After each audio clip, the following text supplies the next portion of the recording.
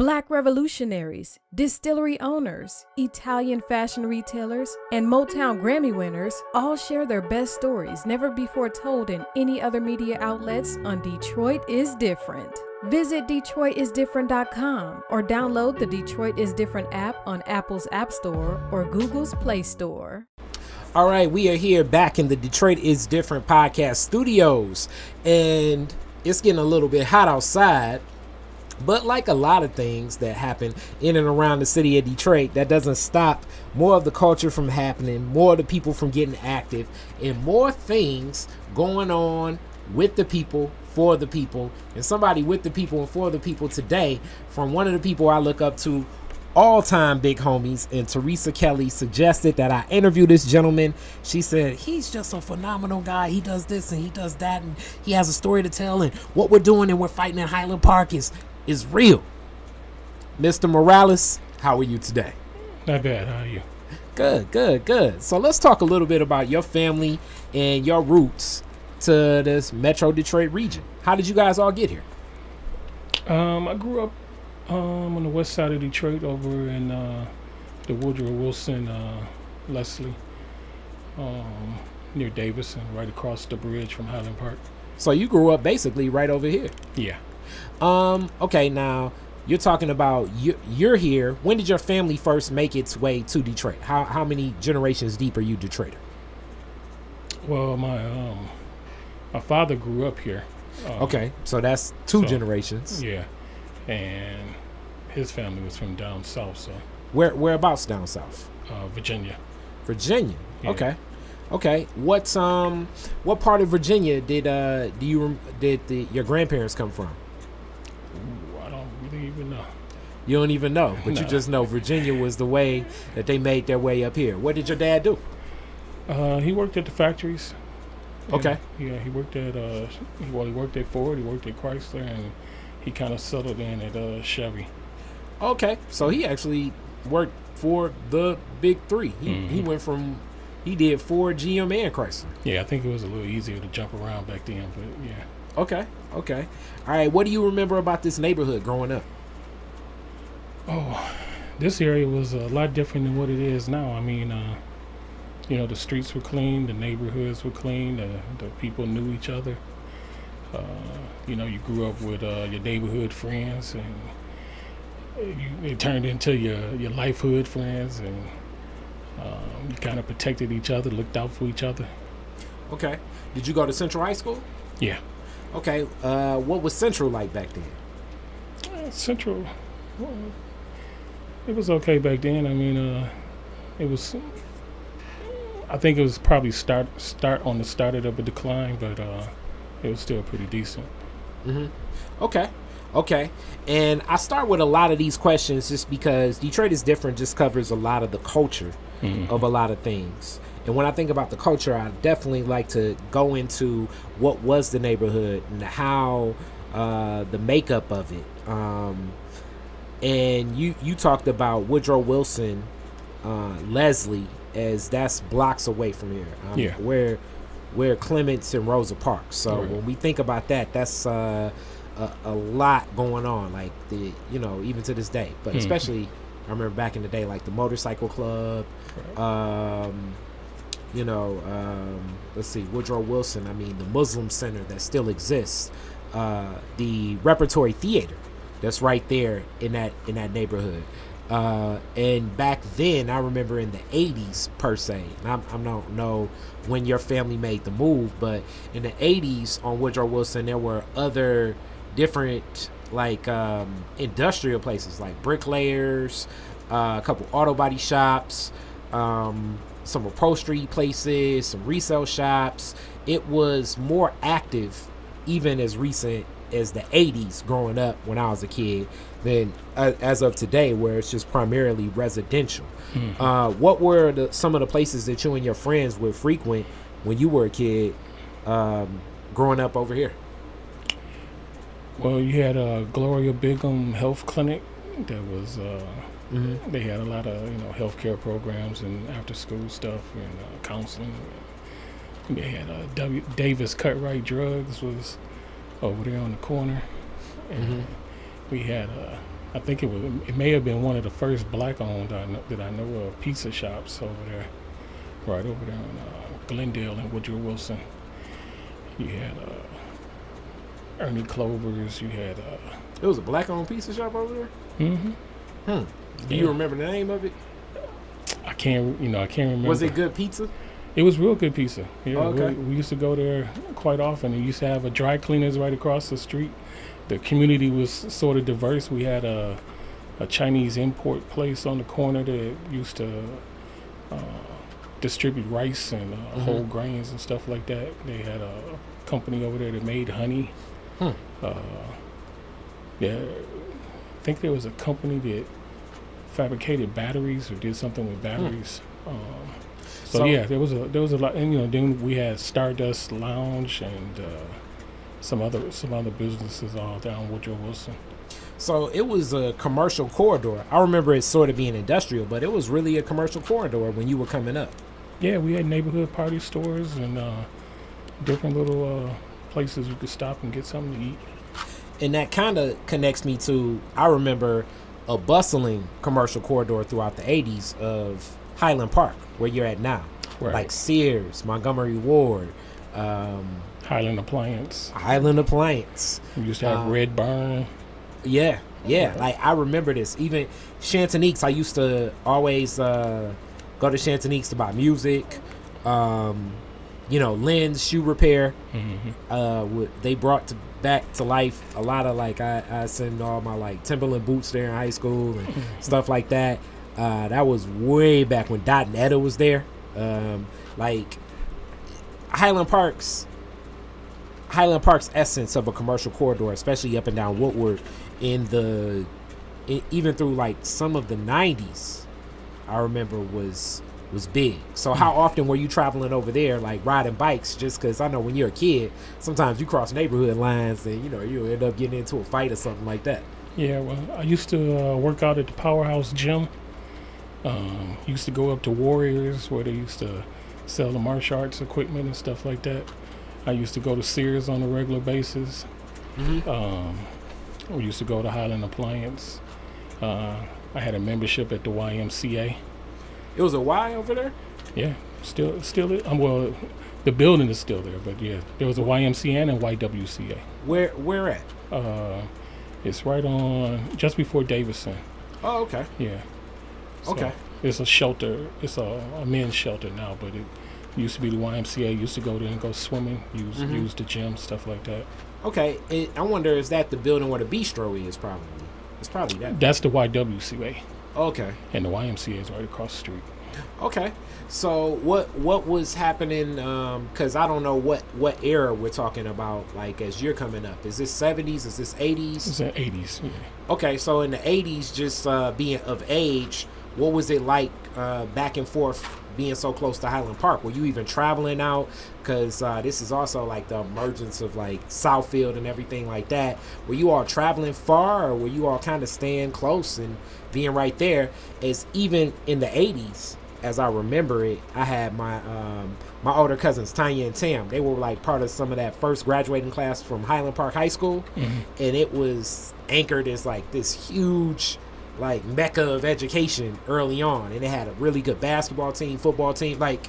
Highland Park High, it was a lot of effort put into developing it. Yeah, well, I actually attended Highland Park High for one semester back in the 80s, but I actually, I graduated from Central, but okay, I had a little girlfriend over here, so I went over to Highland Park trying to get close to her. That makes sense. Were you trying to get close, or were you trying to make sure nobody else did get close? Well, I was trying to be slick and bypass moms, because moms didn't like me too much, so this was a way that she couldn't stop us, really. I got you.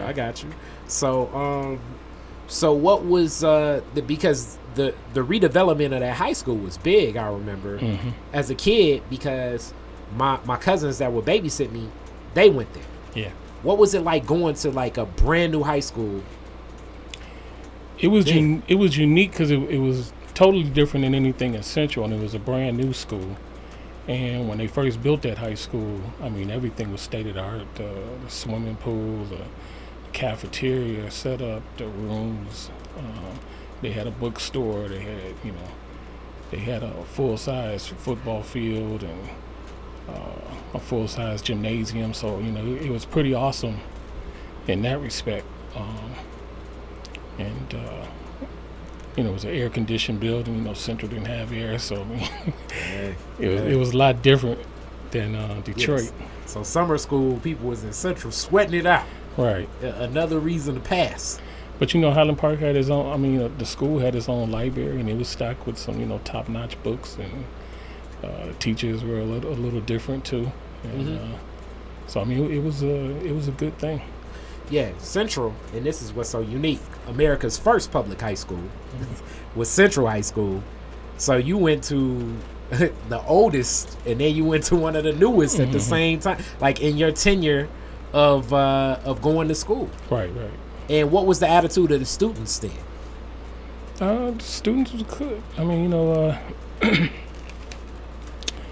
I made some friends there too. It was the atmosphere was different back then. People knew each other, and they were friends with each other, and they all hung out with each other, and did for each other. So let's talk about a little bit of today, as that connects directly to some of your work with Highland Park and its school system that is, from a public forum, has been non-existent for some years now. Yeah. And from a charter function, it's been existing, but the existence is so up in the air, like many of the schooling institutions. So explain a little bit about what's happening with Highland Park schools now, and especially from a standpoint of, you saw the national government even invest into a public school within the Highland Park means during your lifetime, where you attended it. Yeah. Well, the high school has been leveled, so we don't, we no longer have a high school anymore. That was a real serious blow to the community. Even junior high schools and the other schools that existed, they're all gone as well. So they went from having a top-notch education system and area to basically not having anything left. So right now, Highland Park has one single school, which is the old barber school, which is called Renaissance Academy now. And it houses K through 8, so you got a mixture of elementary and junior high school students in that small area. And the atmosphere and the attitude of the students and the people in the community is totally different now. So your role, let's talk a little bit about your work that you do, looking to change this state of affairs that currently exists and provide new opportunities for the families and the children there. Well, I got involved with different things going on in Highland Park. It initiated with the water. The first attack to the community was with the water. And it kind of got me engaged, and it was really a fight between the people and the state. The same state involvement is what decimated the school system in Highland Park. They carried a debt at the time that they appointed the emergency manager of $11 million. And instead of helping us in regards to the debt and saving the schools, they came in and they pretty much decimated all of the schools. So they sold the buildings, the properties, the bus yards, the buses. They threw away equipment, computers, books. They threw away, thousands, if not millions of dollars worth of things that, could have better served the city. And then they sold all of the properties, including the administrative buildings. So it really left us in a bad situation where, even if the financial situation of the city was to turn around, we have nothing left. So now we have to rebuild again from scratch. So who are some of the they? as you talk about some of these people that stepped in? Well, I mean, there were several emergency managers over the last 6 years. But initially it started out with some of the internals. It was an internal thing in the beginning where we had people that were in charge of the school system that was actually stealing and embezzling money. That goes back to Robert Davis, who stole quite a bit of money, and he ended up doing his time for that, and he still owes the city money for that. But then when the emergency manager came in and they doubled the debt that existed by taking out emergency loans that the people had no say so, or but they still carried the burden of having to pay the debt back. So that debt doubled from 11 million to over 22 million, almost 28 million, I think. And right now we still carry a debt somewhere between 15 and 19 million, even though we've recently came out of receivership. So the majority of the damage that came from the state and the emergency managers. How many young people are in Highland Park right now, you would say? They estimate that it's over 2,000. But of course all of the high school students have no place to go, so that means they're displaced, so they have to go to school outside the district. So they're going to school in Ferndale and Oak Park, or wherever they can get to. What's the temperature just throughout the neighborhoods? And I know they're estimating it, but going through Highland Park neighborhoods, what do you see? Are you seeing young people, and for those young people, being that schools don't exist, I can only imagine what the condition of parks and play and recreational places. Well, see, that's what I'm saying. We don't have any of that. We don't have a rec center that the kids can utilize and go to on a regular basis, and and the parks are not kept up. So the student, the kids in the community, they have to do what they, whatever they can do to entertain themselves for the most part. We've been stripped of nearly everything for the youth or for the community. It's really a bad situation, but you're talking about a K-8 school that's left running roughly about 350 students. We just recently came out of receivership, but the board, as it is, decided to hire the emergency manager and give him a job after coming out of receivership. So they hired this man who was supposed to initially be considered as a consultant, and now he's manifested into the operations manager. They allowed him to write himself. Who is this? This is Kevin Smith. What's Kevin Smith's background?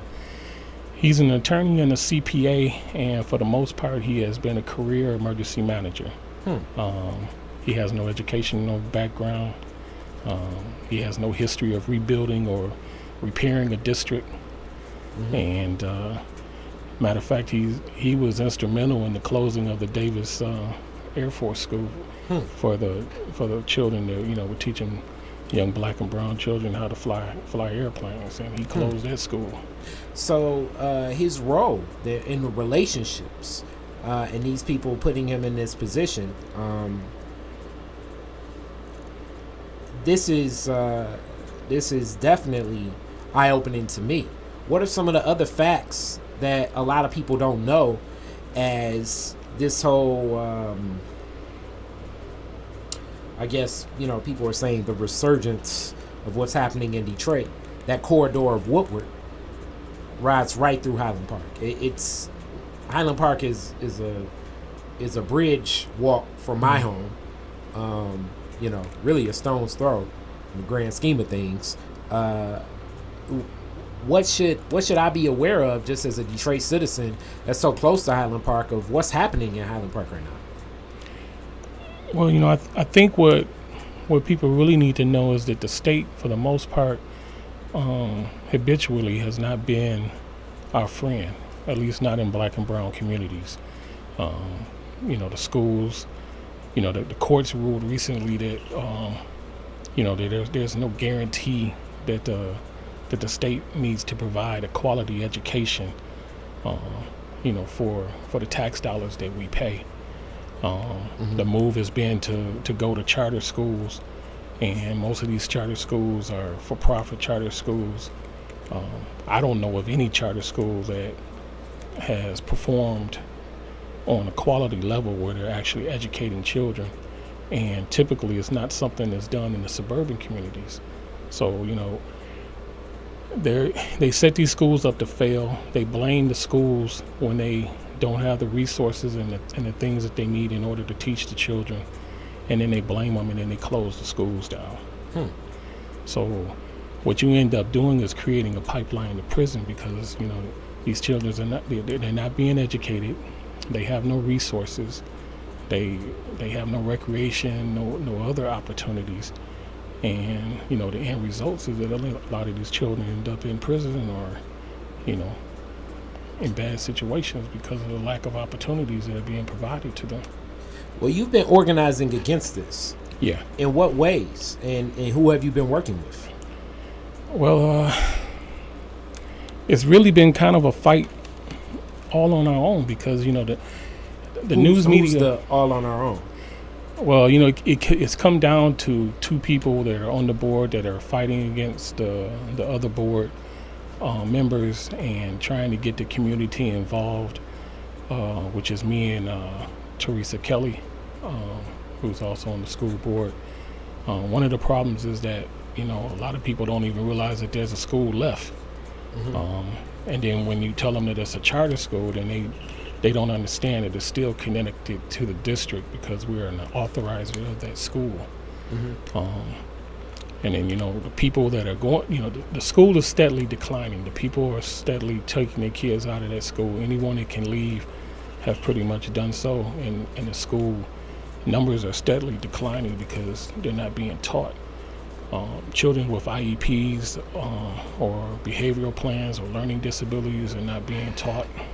They're kicking them out. They're sending them to Detroit after count day. So they make sure they get those state dollars, and then they get rid of them. So with this type of work, as you talk about, it's just almost two people organizing. What have been some of the efforts that you've been leading, other than coming to share and talking to people such as myself, willing to give a platform to speak? What are some of the efforts you're doing, and then what are ways people can support? Well, we're trying to get the people aware. That's one thing. We have kind of partnered up with the ACLU, who has been attending most of the meetings and documenting the things that are going on. Whether that results into some type of lawsuit or legal action later on down the road, I'm not sure. At this point, I kind of feel like that's the only legal opportunity that, you know, I mean, the legal opportunity would be the only opportunity that we would have to really fight and make a real difference, other than getting the people engaged. Getting the people engaged has been a problem because, I don't know, I guess, you know, they're so disenchanted, and they really feel like it's nothing that they can do, that, you know, that they're going to do what they want to do, and they just have to accept what comes. So that's been a real challenge as far as getting the people involved. And let's talk a little bit about your involvement. Before this, and before working with the water, what was your life like? What were you doing? What led for you to take the initiative to get into community advocacy and social justice? Well, you know, it started, I want to say, about 4 or 5 years ago, and it started with Highland Park and the water issues, where because of the state, they shut down our water plant. A lot of people, when I realized that Highland Park was pretty self-sufficient and self-sustaining, and that they had their own water plant. And it's right. It's like right off the freeway. If people don't know, like off the service drive of the Davidson Freeway, still exists to this day. Yeah, and so with that water plant, Highland Park actually had the potential to sell water to the neighboring communities like Hamtramck, Ferndale, Oak Park, Royal Oak. But that would have been a threat to the Great Lakes Water Authority. Now, let's talk a little bit in that world, but just more so with you. This fight, before this, like, what was your work? What were you working on? What were you doing with your family? Like, what led you to put the time and investment into community work as opposed to just living life as many people do. Cut the grass, enjoy my family, go to work.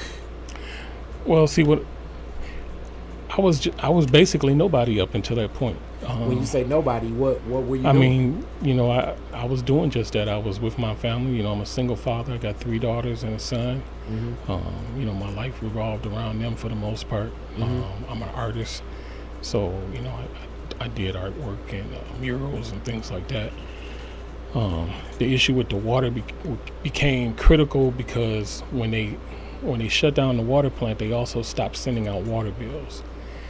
And so water bills didn't go out for over 2 years.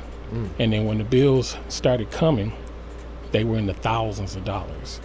And I mean, people were getting bills as outrageous as $30,000, $40,000, $50,000. Businesses were getting bills, in the hundreds of thousands of dollars. They couldn't explain the bills. They didn't want to accept anyone's challenge to the bills. They just said you had to pay it.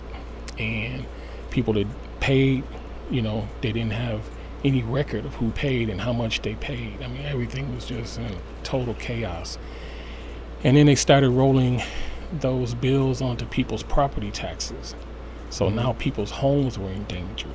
And so then, then it became a thing as trying to save your house.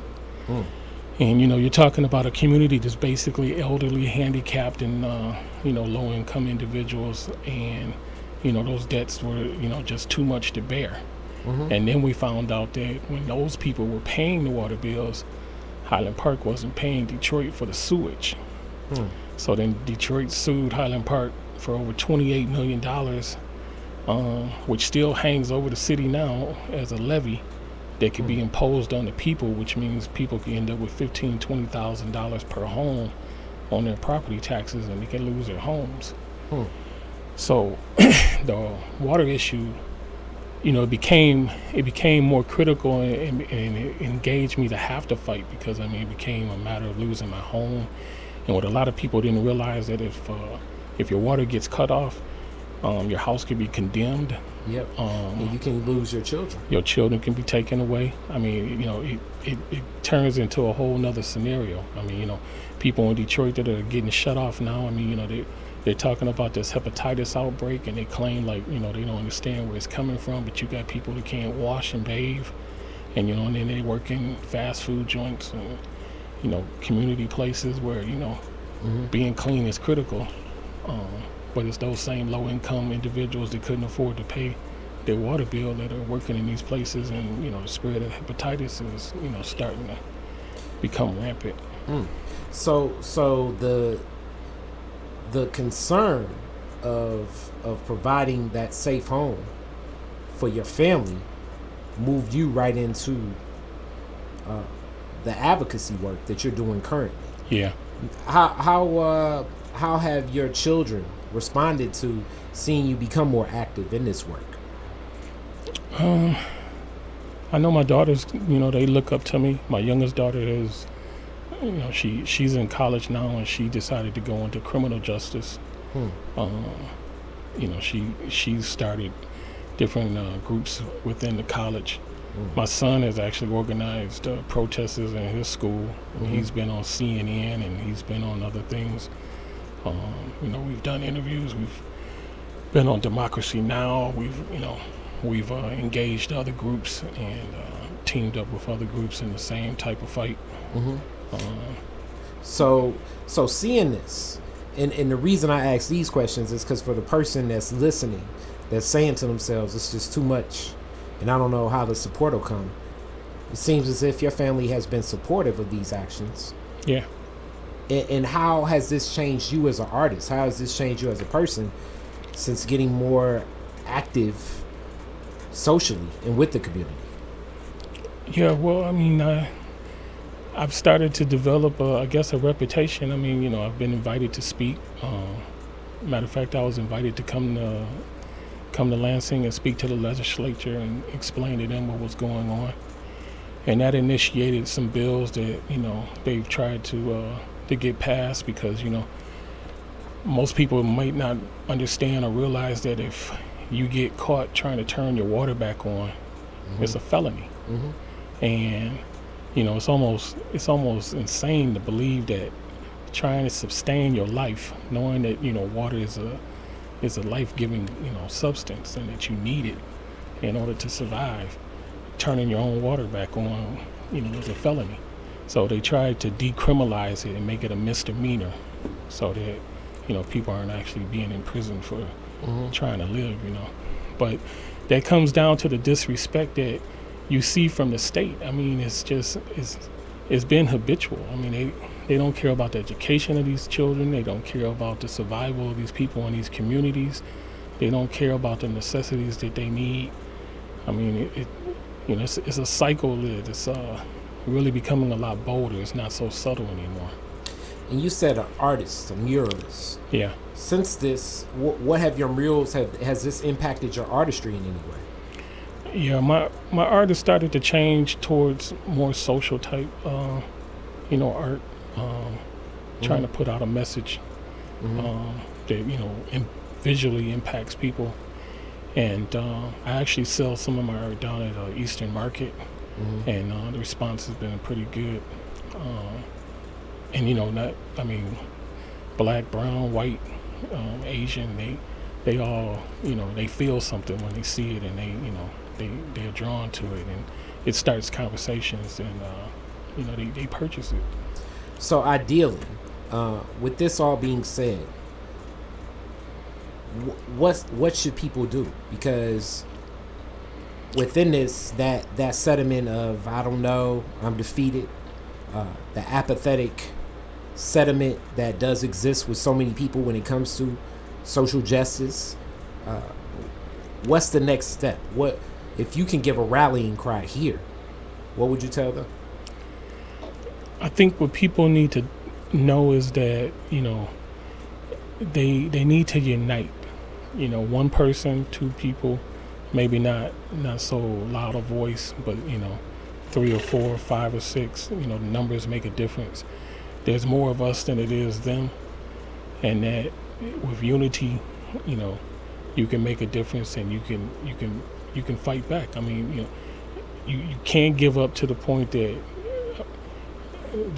you get wiped out, and they're not going to give us anything that we do not organize to take, because they take from us every day, and they say we don't deserve anything. And people need to realize that that there are human rights, and that there are rights to existing, and that just because they say that this is the way it is doesn't mean that's the way it needs to be. I mean, it can be changed, but people need to unite. They need to fight. And I mean, it's not always easy, but in numbers, we can do it. Okay. All right. With that being said, how do people get in contact with you? Well, I guess they could call me if they want to. My phone number is 313-587-8303. Okay. If they want to send me an email, they can email me at latindragon@msn.com. And I'm willing to help. I appreciate any help that can come my way. But, from Detroit to Inkster to, Highland Park, we need to unite, and we need to start fighting back. Yes, sir. Thank you so much. Thank you.